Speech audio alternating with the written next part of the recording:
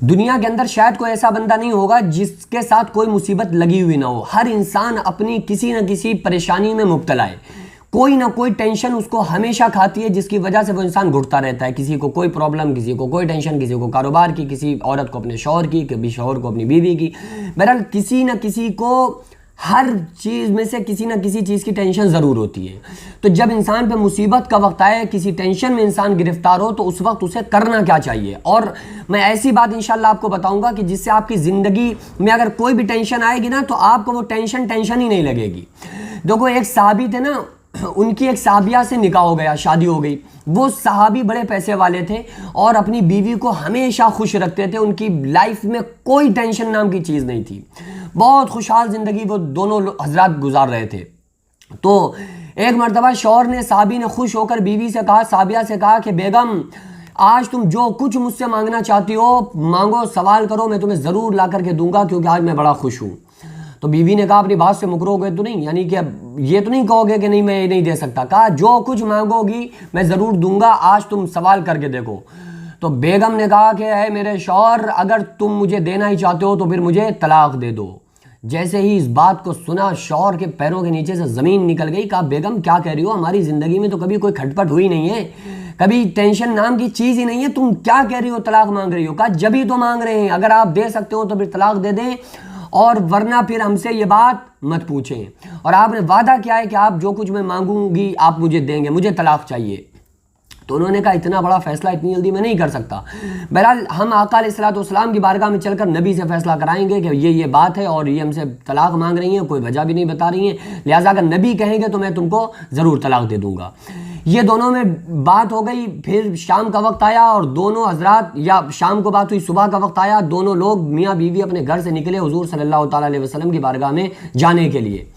تو راستے میں چلتے چلتے شوہر کو لگی ٹھوکر اور شوہر گر گئے وہیں پر, اور شوہر کے پیر سے نکل آیا خون. بیوی نے فوراً شوہر کو لیا اور گھر پہ آئی اور فوراً مرہم پٹی کی اور خون کو بند کیا, اور ان کے خون کو پٹی کو باندھا. اور اس کے بعد شوہر نے کہا چلو بیگم ٹھیک ہوں میں, میرا پیر سے خون نکلا تھا اب ٹھیک ہو گیا, چلو چلتے ہیں آقا علیہ السلام کی بارگاہ میں جہاں جا رہے تھے وہیں, کیونکہ جا رہے تھے نا, ٹھوکر لگی تھی راستے میں, واپس آ گئے. تو شوہر نے کہا چلیے چلتے ہیں دوبارہ سے آقا علیہ السلام کے پاس. کہا اے شوہر, میرے پیارے شوہر, اب مجھے آپ سے طلاق نہیں چاہیے. تو شوہر نے کہا کیا ہو گیا ہے تم کو, ابھی ہم لوگ جاہی, تم طلاق مانگ رہی تھی اور میں جاہی, ہم لوگ اس لیے رہتے آقا علیہ السلام کے پاس کہ حضور سے چل کے مسئلہ دریافت کریں گے اور نبی کہیں گے تو تمہیں میں طلاق دے دوں گا, اب کہہ رہی ہو طلاق نہیں چاہیے, کیوں؟ تو صحابیہ کہنے لگی کہ اے میرے شوہر, میں نے آقا علیہ الصلوۃ والسلام سے سنا ہے کہ جس کی زندگی میں کوئی ٹینشن نہ ہو, جس کی ٹینشن فری زندگی, نو ٹینشن جس کی زندگی ہو نا, اس کی زندگی میں کوئی خیر نہیں ہے, کوئی بھلائی نہیں ہے. اور میری جب سے آپ کے ساتھ شادی ہوئی ہے, میں نے ساری زندگی میں کبھی اس گھر میں ٹینشن نہیں دیکھی. میں ساری زندگی بڑی موج اور مستی کی میری گزری ہے, نہ ہی جسمانی کوئی پرابلم آپ کو ہوئی ہے نہ مجھے ہوئی ہے, نہ کوئی کاروباری پرابلم ہوئی ہے, نہ کوئی پیسے سے کبھی تنگی آئی ہے, نہ کبھی فاقہ ہوا ہے, کوئی ٹینشن ہماری زندگی میں نہیں ہوئی. جبکہ آقا علیہ السلام کا فرمان ہے جس کی زندگی میں کوئی فکر نہ ہو, کوئی ٹینشن مصیبت نہ آئے, وہ کوئی خوشحال زندگی نہیں ہے, یعنی کہ وہ کوئی بھلائی والی زندگی نہیں ہے. کیوں یہ بات آقا علیہ السلام نے کہی, کیونکہ جب آقا علیہ السلام نے قیامت کا تذکرہ کیا ہے نا کہ ذرے ذرے کا حساب ہوگا, اور اگر کسی نے کوئی تنکا اٹھا کے اس سے اپنے دانت کو بھی کھجا لیا, دانت میں خلال بھی کر لیا, تو پھر قیامت کے دن اس کا بھی حساب دینا پڑے گا, ذرے ذرے کا حساب ہوگا.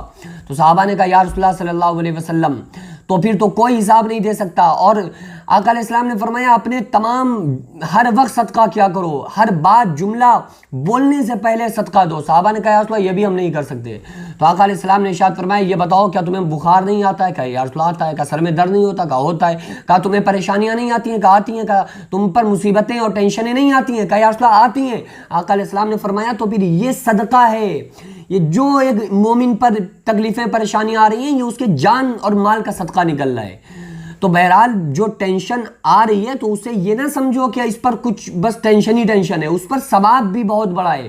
لیکن ثواب جب ہے جب کوئی بندہ مومن ہو اور اس پر صبر کرے, یہ نہیں کہ اللہ ہم ہی کو ملے تھے تجھ کو یہ تکلیفیں دینے کے لیے, ہمارے اوپر تو نے پریشانیاں ڈال دیں. دیکھو یا تو وہ گناہوں کا نتیجہ ہوتا ہے دنیا میں جو ٹینشنیں ہوتی ہیں, یا تو گناہوں کا نتیجہ ہوگا, یا پھر وہ بندے کا امتحان ہوگا اور بندہ صبر کر لے تو اللہ تعالیٰ پھر اس کو بہت بڑا اس پر اجر و انعام عطا فرماتا ہے.